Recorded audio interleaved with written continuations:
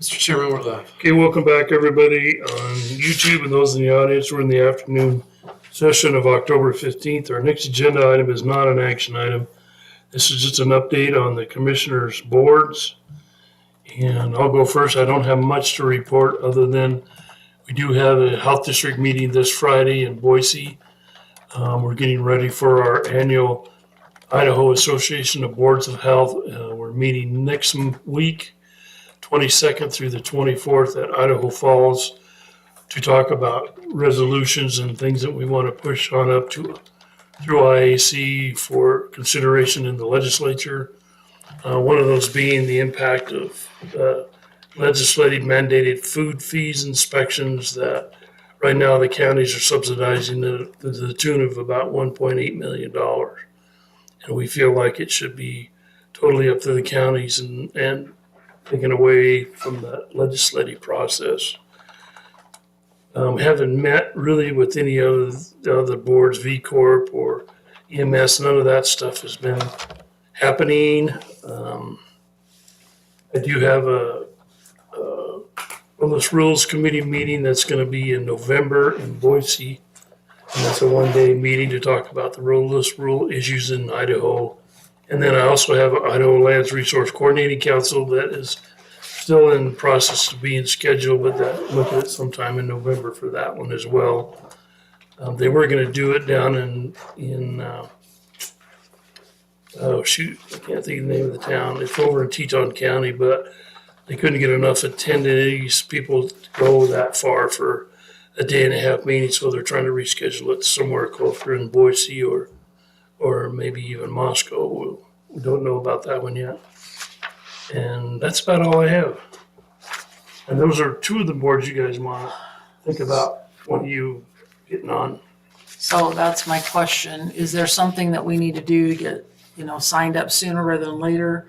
Are these government or governor appointments that take a little? Yeah, they're government appointments for both of those. But I have to notify them, which I will, these meetings that I'm no longer going to be able to be on the board, and I will recommend, one of you guys be appointed to be representative from Valley County. And you just ask The that. state pays all the per diem, the mileage, the meals, the hotel. And this is the roadless rules and Idaho also Wilderness Rules Committee.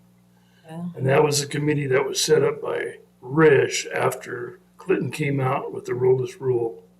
And basically it gave Idaho the chance to have influence on what areas stay in the roadless area and which areas come out. And your main function is you look at each national forest in the state and where the roads are, what they have done, if they are obliterated, if they're still there, or they've been there forever, then okay, then we need to change the boundary of that roadless rule area. And they do a lot of that function. That's what this board does. It's very heavily weighed towards the environmental groups, and so there's a lot of heated, hot discussion on that one. But the roadless rule is supposedly set aside for future wilderness.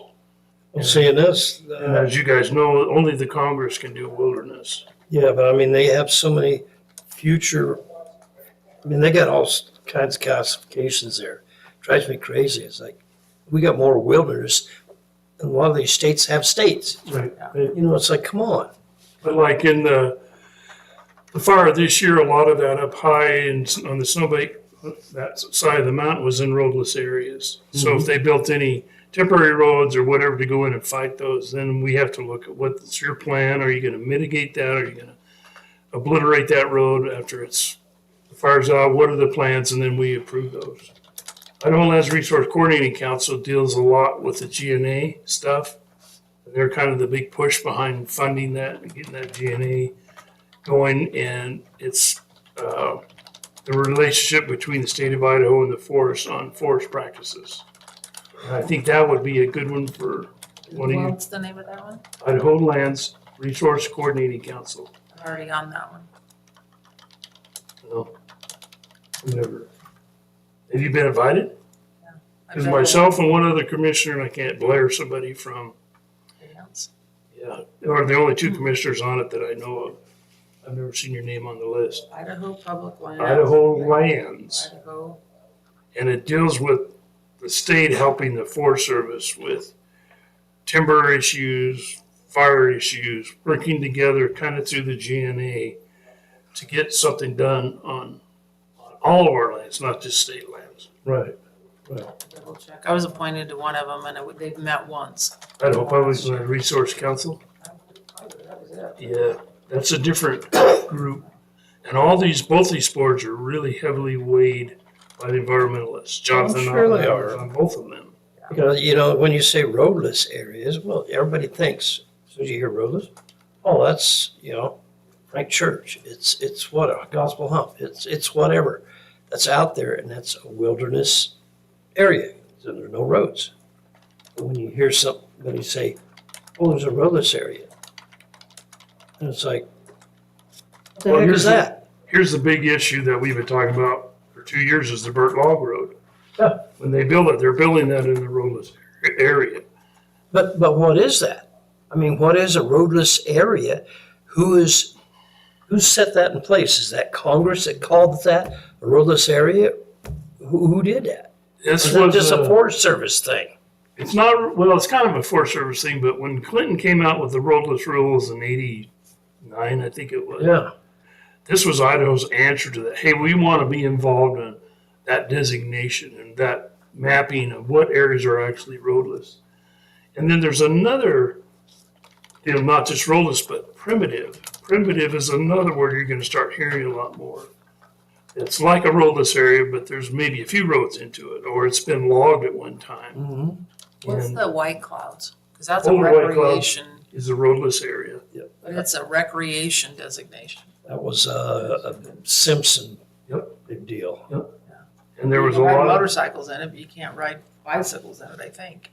Because the motorcyclists were at the table. yeah, it's, they kept basically the motorized and non-motorized recreation in Boulder White Clouds, but it basically stopped any other development. You can't build any more campgrounds, you can't do a lot of that stuff in it. And it didn't come from Recre- Did it come from Congress? Mm. So that's why I'm really curious is how does somebody get away with that at the state level to lock up those kind of grounds? Did our state legislature allow it? I think that when the Boulder White Clouds did have to be codified by Congress. There was I a think lot- Simpson took it to Congress and got it in a bill that it was codified that way. Yeah. Anyway, that's what I've been up to. It's been kind of slow this last month or so for meetings as far as. So is the magistrate commission, that one also governor appointment? Yep, that's another one. And since I'll be going off as commissioner of that space one, we will need somebody from Valley County, a commissioner to represent. Doug is on it, but he's the only clerk, I think, in Idaho. No, Is there's there Is other that one clerk? from IAC? Is that an IAC committee, Doug, or is it's that one a- governor? It's a district, but I believe it is governor appointed, as Mr. Chairman indicated. Okay. Specifically for the commissioners, it is appointed, the clerk is appointed by the administrative district judge. Okay. Okay. So when I go off, they will Something advertise to for look that. at when Catlin comes on. When I go off, they'll advertise for that position. You probably get a letter, watch for it, and then if you have to nominate yourself or nominate the other, whoever wants to do it. That's a pretty interesting job because if there's a vacancy for a magistrate judge, you interview attorneys that apply for it and pick one. And then usually it's confirmed and then that person goes in as a magistrate judge. That's how we did Adam Dingledine and some of the other judges. We did, Doug, 8 judges so far? Monty 7 or 8. Monty Breeze, wasn't he a magistrate or? He was a magistrate that moved to district court. That's right. And after you've been a magistrate, which is your local judge, for so many years and you do a good job, and then when the district judge retires, then they start looking at magistrates to fill that position, and that's how Monty got that. He moved up to Coeur d'Alene or somewhere up that direction. That's a governor appointed. And that's another governor thing, but I'll add some of these boards to our list so we Yeah. can, I think it's important to see what Catlin's, where her interests lie. I'd definitely like to be on that one about the roadless. I need to learn a whole lot more about all that. Who governance, who's in charge of it, who's allowed to make decisions on that. I need to learn a lot about it. Well, it's more of what I've found over the years, it's more of an inventory from the Forest Service on those areas. And then, for example, we had one down in southern, way down by Bear Lake, that we had a road, 2 or 3 miles of road that was inside the roadless area. That the road had been there forever. And so we said, well, we recommend a boundary change, move that boundary on the other side of the road so that whole area is out of the roadless area, Right. including the road. And those are the kind of things you do. A lot of times you'll hear temporary roads going into log or whatever, and then they tear the road out so it stays roadless. But And was there, I don't know if you know this, but prior to Clinton, was there any such thing as a roadless area at all? Did he just do that through an executive order?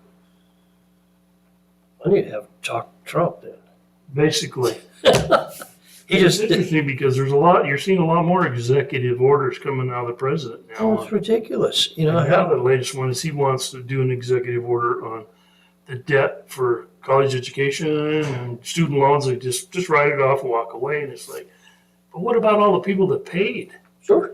Well, that one's Yeah, been that's a stopped in slap. court for now, so. Yeah, and the courts have stopped it, but he's tried like 4 times to do it that way. That's what I got. I've been working with the EDC. We have our summit coming up on the 4th. That's been the biggest deal for the last month with the EDC, is just getting that project put to bed. NACO, I met with the Lands Committee this last week, and a lot of that right now, SRS funding is the big conversation there. I mean, it's just, we're trying to do everything we can to get SRS funding. So that's really, we spent an hour talking about SRS and PILT. The Public Lands Committee, we met this last time at the Commissioners Convention, whatever it was, and had some great conversations, but most of it, again, is on PILT. The resource management plans, that's really becoming an interesting conversation. IAC is hiring someone, but they're trying to make it very specific to resource management. So we will have somebody to help us with resource management plans as we move forward. And they're really looking at this as a way to partner better with the Forest Service and our federal partners. So I think IAC is going to get somebody on board to help with that, which is really going to help. Yeah, we need that, because I mean, the longer I'm in here, the more I realize Forest Service, it's just a loose cannon. They're not responsible to anybody. And the more I see it, it's like, that doesn't work. So what we really need to do, though, is bring them in. You know, right now, they're not getting on our agenda every 6 months. We need to just schedule them every 6 months on our agenda so we can discuss our concerns. Yeah. Because it's not really fair to the guys on the ground when, we're talking to our congressman and we haven't had that conversation on the ground yet. So we really need to start with local level and just bring them in and let's just have a conversation. I talked to Brian Harris last week and I've got an email started for him on things that we want to talk about. And then he's going to bring in individuals from these different divisions to come in and talk to us and give us updates. See, and there's pieces of that, because I know they're frustrated. Yeah, they are. And they may want to do it off camera. Here's our frustrations with the process back in Washington, to let us know that this is what we could need help with. What can you guys do? Because I think we got more weight than they do. Because they're just being dictated to. This is what you're going to do by, like you say, the environmentalists that run the show. That's why I meet with them by myself, because we have open meeting laws. We can't just talk with them off camera. Yeah. So that's why a lot of these meetings happen one-on-one, so we get some ideas and then we can come in and communicate with all three of us. But there's a lot, you just can't go off camera. No, I get it. I get it. Yeah. It's So one-on-one conversations are Well, really and I think important. that's an interesting conversation because the thing I've noticed is being in this job long enough now is that every forest in Idaho is treated differently. They are. North Idaho, there's like, yeah, let's log, let's go in and do this and that. And these two forests down here, it's just so tight that nobody can move or do anything. You go over to Sawtooth and that forest, wide open again. It's really dependent on that district ranger, what happens in that district. Hmm. And it's so strange because stuff we can't do here, they're doing all over in North Idaho. I want to be asking that questions of them. Hey, why are these guys up here doing X and you guys aren't? That's why they what's have- the difference. They have what, 13 mills in North Idaho, and Oh, we yeah. have what, 2 down here? It's just blowing the infrastructure up down here. I don't get what's the reasoning behind it. Yeah. I would like to know that. Because if those guys are logging, Bring them in. other guys are logging, hey, Well, and that's why the Payette Forest Coalition and the Boise Forest Coalition is so important too. Those are one-on-one conversations with Forest Service. So yeah, getting involved with those, Larry goes a lot, I know, but I can't go to it tomorrow because of my PT program, but oh well. I'll get back there. what else was I gonna tell you about? Shoot. I did have Vulture's office in here last week and Rish's office in here last week. And we were talking about frustrations, with the forest and the fires. I really want the bear reports. I reached out to Juan. I'd really like Juan to come in and go over those bear reports with us. I don't know if you guys have looked at that, but it's color coded as far as the intensity of the fire and what it did to the root structure. Well, that doesn't mean anything to me as a commissioner. What we need is we need to know where are we most at risk for flooding in the next 5 years so that we can work with people that live underneath those areas to make sure that they have flood insurance. Because if they get a flood from a forest fire, they are not covered. So it's a specific insurance that they need in order to do that. So our residents on West Mountain, we need to make sure we're communicating with them, that they have the correct insurance in place to protect them in the event of these floods. Or at least give them that option, Yeah. that knowledge. And the bear reports have not addressed water quality at all in Cascade Reservoir. I want to know what it is that we could do, if anything, in those areas. It's not, we need to push on these conversations a little bit on what we want to know. Right. So I've got an email out to Brian, and they are more than willing to come in and have a conversation. So I think it's just time we invite them in and get them on our schedule for a full conversation. Explain to me, this is the first time I've heard that word, bear reports. What is a bear report? I'm not familiar with It's that. an after emergency response, They something. go in basically and inventory the risks, like dead trees along roads, dangerous snags, logs, blocked culverts, blocked Sure. borrow pits, all that stuff. After a fire. And in the old days, they would do that, and then right at the end, or even during the end of the fire, and then they were, like I said earlier, put the hotshot crews up there, and they would fix all that. Oh. Now they don't do that. They just do an inventory. Okay, here it is, and it doesn't go anywhere. Nobody's fixing it. Why, what do you mean here it is to us? Well, We're to the supposed to fix general it? public, to everybody. So technically, there are funds that are set aside for 1 year for whatever the bear report, Sure. brings up. We've all been asking that 1 year be extended to at least 5 because major floods throughout the country have occurred in year 2 and 3. And Oh, so yeah. now all of a sudden, all this expense is put on the county instead of on the forest, which is where it should be. Well, it should be on the force. They're Yeah. around. Yeah, it's their ground. So that's the conversation around bear nationally, is how do we change the conversation about these funds? But yeah, I guess Four Corners, we had written all kinds of grants for culverts on West Mountain to replace all those culverts that could have been impacted by Four Corners. Mhm. And Jeff just said today, we didn't, So the bear, follow through hasn't happened. the bear money should have been paying Available for all that. Yes. Friday and get the blank. Okay. I'm trying to think Okay. what left on Friday. I'm seeing what you're saying. Yeah, so those are, Just like everything else, we don't have Find out though. No, I'll find out right here. So that doesn't fly. and then in-house, I've been working on the Ameritidal project. So that's kind of what I've been working. As far as me, I don't have much to report. Waterways, they're just, You've been a little held up with your. I've been held up a Shoulder. bunch. My body's been beat up. Waterways is doing real good. Getting good reports out of them. MAGA, quad, whatever that muscle is, quagga muscle. Quagga? It's basically it's not a big deal. It is in other areas, but people are really not happy with this idea. Let's use chemicals to treat the milfoil in Pay Lake. That's not going over. That's going over like a lead balloon. People are really pushing back on that one. It's the water source. Well, supposedly it doesn't impact the water. Well, So, yeah, I mean, I agree, it probably doesn't, but as soon as you say chemicals into a lake, red flags are going up everywhere. I saw one of our individuals that talks about water quality a lot, posted pictures of the river.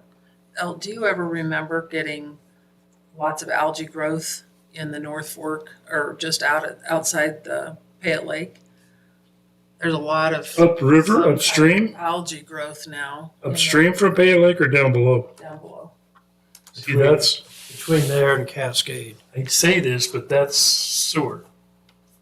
Because that water's moving and churning and getting oxygen needed, and if it can't handle the phosphorus load from the septic systems and the McCall sewer, it's not going to clean itself. How'd they say how many millions of gallons are coming out of that? $1 million a year. No, out of the sewer pond where the liners ruptured. I forget how many millions of gallons are coming out of there. It's leaching into the river. So do we need But they're supposed to write- replace that liner next summer. Well, they're supposed to. Do we need to write a letter to the, Payette Lake Sewer and Water District as commissioners and say, our river is being impacted by this? I would CC DEQ on that as well. The issue with DEQ is the state has got their funding, so they don't have any teeth left. So they've made folks mad over For DEQ. for DEQ. They used to have quite a lot of folks work through there, were in enforcement and all that stuff. And the legislators got tweaked about it, and so they just defunded them for a lot of those programs. Wow. Well, we need to research, and I don't know if it's the Waterways Committee or what, but we need to figure out do we have some knowledge of what's creating this issue in the river? Yeah. And then we need to Well, address it. there was from a TMDL done years ago, Sherry, in the 80s. That was part of the BAG Committee and Watershed Advisory Group, and we discovered all that. Where the phosphorus, which streams were the worst, and there's been a lot of work on, because back then they were blaming it on cows Mm-hmm. and the ag guys fertilizing. Well, everybody's changed their fertilizer routine to where they're not using ammonium phosphate, they're using urea, so it's like the ag side of it is, I think it's done a great job of cleaning it up, but Right. we looked at actually outlying phosphate soaps and laundry soaps. Boy, did that get us in a corner in a hurry. The Tide soap, powder soap is one of the worst for phosphate. Phosphorus. So I wonder if we need to check with the Waterways or Valley Soil and Water, where does that conversation need to go next? Because there's definitely an issue. Valley Soil and Water would have the results of the test, and they could tell you, Gold Fork does this percentage, Mud Creek does this, Lake Fork is this, the rest of it is coming down the North Fork from north, and they can tell you where all the impact is. I'm sure they can. They It's should all been studied and This is done. a- studied, tested, and all This is that. a new concern. I have not heard about, this type of growth in the river previously. So I don't know if it's warming. I don't know, if the water levels are lower, that's creating an issue. I think you hit it on the nail because I didn't think about that leaking in right there. Interesting. Well, and that's not the only thing that's in that water besides phosphorus. There's a lot of other stuff. Years ago, they used to clean out the sludge in these sewer lagoons and spread it out on farm ground. Remember the Soycon trucks down in the Boise Valley that would go out? And this was like it was black sludge. Yeah. And they found out later on it's full of heavy metals. mercury and lead and cadmium and all that stuff that comes from medications and from all the different. I remember 5 years ago, they had the big barges up there in McCall's sewer lagoons, and they were dredging it out. Didn't know where they took it, but they were dredging that out. Interesting to know where they took it. Yeah. Because I don't remember anybody ever putting it on their pastures or their farm ground. Is that going to the waste? I mean, is it Now going to they put solid it, waste? they haul it to the Payette landfill and they dump it there. That might have been where we went. I just remember out there with the big old barges doing that. Well, we have a conversation on, the water quality in the river that we need to research. And then, of course, the water quality in the Cascade Reservoir. I don't know if the Water Waste Committee is gonna take up that charge. Is there any conversation that they could have about water quality in the reservoir, or?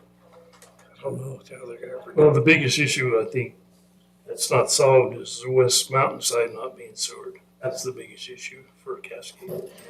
Not being And I sewer. have been attending those meetings. Yeah, that's a big deal. I remember when they went around the Payette Lake with that sewer and watch them dig right alongside the edge of the lake. And I'm going, really? But that's what they did. They let all the sewer come down to their main pipes. They pumped it. And it took care of everybody around the lake. It was like, And a lot of West Mountainside, they're pump out tanks. They don't have a drain field. They're just a collection tank, and then they're supposed to come in and pump them out when they get full. Well, they don't. So they just overflow, and then they go atop the ground to the nearest creek and right into the lake. that's awesome. I have been attending. There is a group that's working on the sewer district. And Oh, good. it's moving forward. There's a lot of conversation going on. They got a big grant in order for this company to come in and be the facilitator of this conversation. So they are working on it. I'm going to take a really quick break. What are we doing next? The executive with Arnie. Is Oak coming? I'll be right back. He's on vacation. Oh, he's on vacation? Yeah, he's took his sons up to Montana to go bird hunting. Nice. Was he still able to accomplish that? We haven't heard anything since we got the bad news on Friday. Brother passed away. Oak's brother? I didn't hear that. Do you know if that was unexpected? I think it was unexpected, but they knew he was.